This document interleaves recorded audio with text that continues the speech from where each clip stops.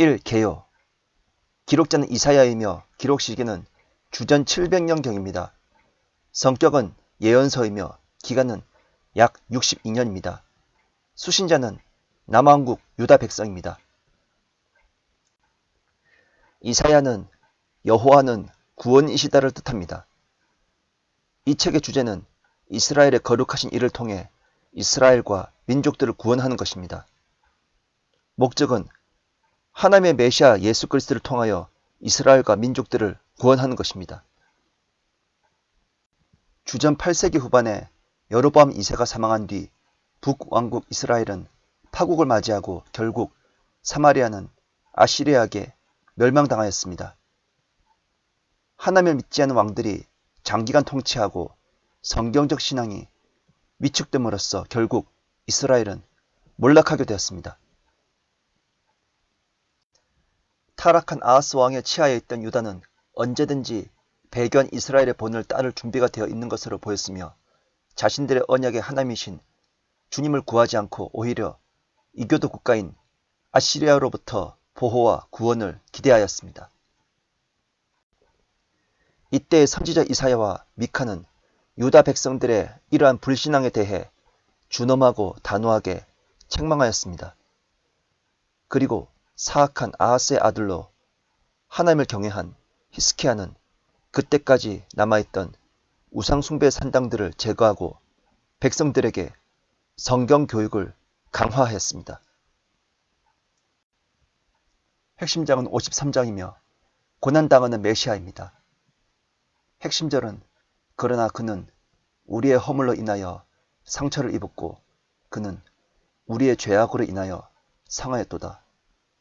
우리의 화평을 위한 징계가 그에게 내려졌고 그가 맞은 채찍으로 우리가 치유되었도다. 53장 5절입니다. 핵심 단어는 구원이며 28회입니다. 핵심구는 이스라엘의 거룩한 분이며 1장 4절입니다. 이사야의 그리스도는 임마누엘, 평화의 통치자, 영원하신 아버지입니다. 영적 교훈은 메시아가 오신다입니다. 이 내용, 아모스의 아들 이사야가 이 책의 저자입니다. 이사야는 예언을 기록한 선지자들 가운데서도 으뜸이 되는 선지자로 여겨지고 있거니와 그렇게 손꼽기에 조금도 부족함이 없는 선지자입니다. 그는 다른 누구보다도 포괄적인 증거를 갖고 있는 뛰어난 구속의 선지자입니다. 그는 호세아와 미카와 나훔과 동시대 선지자였습니다. 이 책의 사건들의 연대는 BC 760에서 698년의 기간입니다. 벌린거는 이사야가 그의 사역을 시작했을 때가 사무엘과 예레미야와 다니엘 등의 그의 사역을 시작했을 때와 거의 동일한 시대라고 말합니다. 그의 주장이 맞다면 이사야의 생애는 대략 81에서 83세까지였을 것입니다. 이사야는 히브리 선지자들 가운데 가장 위대한 사람입니다. 훌륭한 어법과 풍성한 표현법, 문체에 다재하고 아름다운 것, 이런 점에서 그는 월등합니다. 그를 가리켜서 구약 선지자들의 왕자라고 한 것은 바로 부른 것입니다. 신약에서 이사야서는 21번 인용되었습니다. 이사야서는 대선지서의 첫 번째 책입니다. 이사야란 단어의 의미는 여호와는 나를 돕는 분 또는 여호와시여 구원하소서입니다. 이사야서는 열왕기하 19장 20절과 역대기하 26장 22절, 32장 20절, 32절에서 언급되고 있습니다. 40장에서 침례 요한에 관해 예언하고 53장에서 이스라엘의 죄들을 위하여 하나님의 어린 양의 희생적 죽음을 예언한 것 때문에 40장부터 모든 것이 저자 미상으로 취급되었습니다. 근대 학자들의 이런 전형적인 조작은 제2 이사야론으로 알려져 있습니다. 1에서 39장까지는 한 저자가 기록했고 40에서 66장까지는 다른 저자가 기록했다는 것입니다. 그처럼 40에서 66장까지를 거절한 이유는 그 장들에서 신약 성경에 나오는 예수 그리스도의 초림과 재림이 정연하게 발견되기 때문입니다. 그러나 18세기 후반부터 현대의 고등 비평학까지 이사야서는 전부가 이사야 선지서의 저술이라는 전통적 신앙이 실제로 보편적이며 공격을 받은 일이 없었습니다.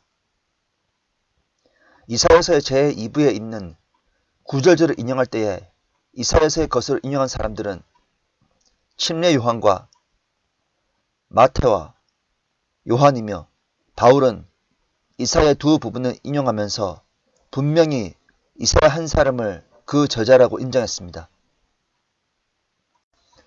이사야의 사명은 유다를 우상 숭배와 도덕적 타락에서 구해내려고 전력을 다하는 일입니다. 그는 사회적 교훈에 역점을 둔 것이 사실이었으나 단순히 그 민족의 정치적 부패와 도덕적 타락에서 보다 더 심오한 것에 대하여 강하게 예언한 것입니다. 이사야는 난제들의 뿌리를 파헤친 후에 그 민족의 근본적인 죄, 곧 우상 숭배에 드러난 하나님께 대한 자세와 관계가 잘못된 것을 폭로했습니다. 그러나 그가 임명을 받을 때에 경고하는 말씀들을 들은 것처럼 그 민족이 하나님께 돌아오는 일에 실패한 것이 사실이므로 유다는 멸망당함을 피할 길이 없으며 경건한 남은 자들을 두실 것이라고 그는 담대히 말했습니다. 이 적은 남은 자들을 통하여 아직도 말하지 않은 축복이 메시아로 말미암아 오게 될 것이니 그가 이 세상에 초림하셔서 세계적인 구속을 이룩하시고 그가 재림하셔서 이스라엘 족속을 구원하여 복귀시킬 것입니다.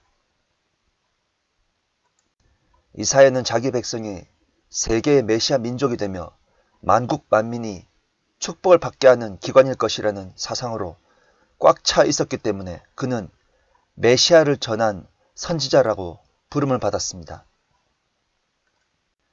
율법 아래에서 기록된 성경들 가운데 그 어느 책에서도 우리는 이 책에서만큼 은혜가 선명히 드러나는 것을 보지 못합니다. 이사야에서는 우리는 첫 번째 부르심이 이스라엘에게, 두 번째 부르심이 이방인에게 있음을 알게 됩니다. 신약교회는 이 책에 나타나지 않지만 인자로 오셔서 고난을 받으시는 메시아와 그분을 통하여 이방인들이 받게 될 복이 이 책에서 넘치도록 드러나 보입니다. 특별히 53장의 중간 부분인 6에서 7절에는 하나님의 어린 양을 다루고 있습니다. 예수님은 양떼에 속하기 위하여 사람이 되셔야 했습니다. 자신이 살고 있던 시대를 향한 증거 가운데는 그 당시 강대국들에게 하나님의 심판이 내려지리라는 경고들이 담겨 있기도 하지만 이 책에는 또한 그와는 별도로 다음과 같이 7가지로 구분되는 큰 주제들에 대한 이사야의 예언적 메시지들이 담겨 있습니다. 1. 추방된 이스라엘과 그 백성의 압제자들에 대한 하나님의 심판. 2. 바빌론으로부터의 귀환. 3. 메시아의 출현과 수치를 당하심. 4. 이방인들을 향한 하나님의 복. 5. 메시아의 출현과 그분의 심판. 6. 왕국 시대의 다윗의 의로운 가지가 다스리심. 7. 새하늘과 새 땅. 3. 분석. 1. 포로 기간을 내다봄. 1장 1절에서 39장 8절. 1. 유다와 예루살렘에 관한 예언. 1장 1절에서 12장 6절. A. 총론. 1장 1절에서 31절. B. 정화를 통한 천년 왕국의 축복. 2장 1절에서 4장 6절. C. 이스라엘이 받을 벌. 5장 1절에서 30절. D. 이사야의 소명과 운명. 6장 1절에서 13절. E.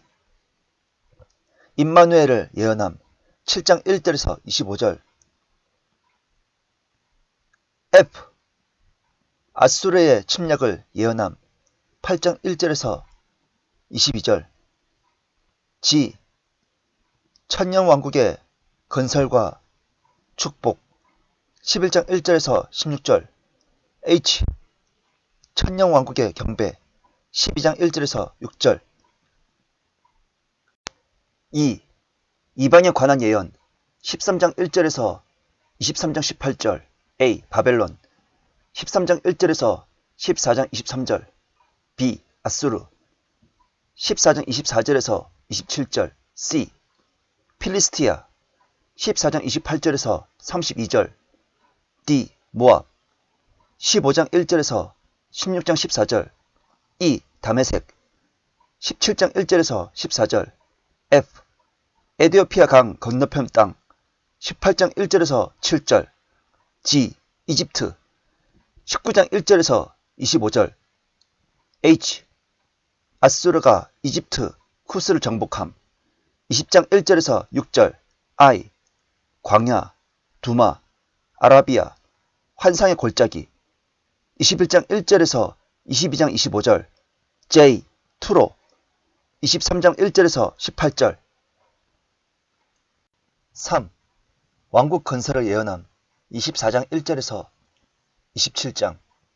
A. 큰 환란 24장 1절에서 23절. B. 왕국의 성격 25장 1절에서 12절. C. 회복된 이스라엘 26장에서 27장.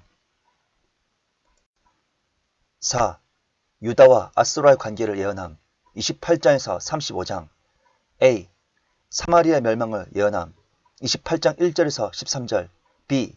범죄한 유다를 경고함 28장 14절에서 29절. C. 시온이 공격을 당할 것 29장 1절에서 4절. D. 침략자의 실패 29장 5절에서 8절. E.